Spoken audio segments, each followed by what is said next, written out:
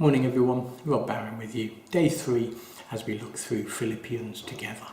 And we're in the second part of chapter 2, which sort of begins from verse 12 and carries on to the end.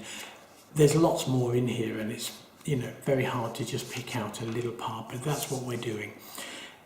And here, what we're looking at is almost a reminder of, if you've been doing the Freedom in Christ course, you'll remember that they've said that what the most important fundamental thing for all of us as Christian people is that we should aim to be more like Christ.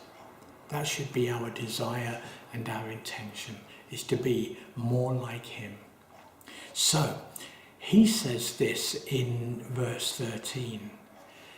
It is God who works in you to will and to act in order to fulfill his good purpose. So he started off by telling us what we needed to do. He's now telling us how we need to do it. We need to recognize that it is God who is at work in us. It is not of ourselves. We cannot do it alone. And so he has purpose for us that he wants us to follow in our lives. And so how do we do it? Well, he goes on in verse 14. He says, don't whinge. Well, okay, that's the Rob's anglicized version.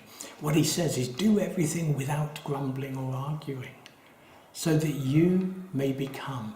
Isn't this incredible? If you don't argue and whinge, he says, you may become blameless and pure. Wow. Pure children of God, without fault in this warped and crooked generation. That is so incredible. So when we say don't whinge, come on, we all do it. We all complain about little things. But what we're talking about here is where we face real tough difficulties in life. Maybe there are real challenges that you're going through. It's very possible. And he wants you to know that he's in this with you. God is always with you through your challenges, your problems, your circumstances.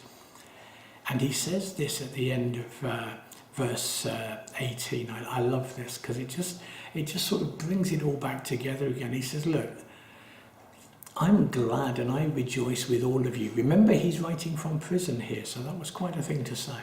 He says, so that you too should be glad and rejoice with me. So he's telling you that in prison, he is being glad, he is rejoicing, and he encourages his friends in the church to do the same with him. So I'm going to try today not to be grumbling and moaning. Yes, I've got difficulties, we all have, but I have a God who is not going to leave me. He's not going to let me try and get through all of this myself. He's there with me all the way. God bless. See you tomorrow.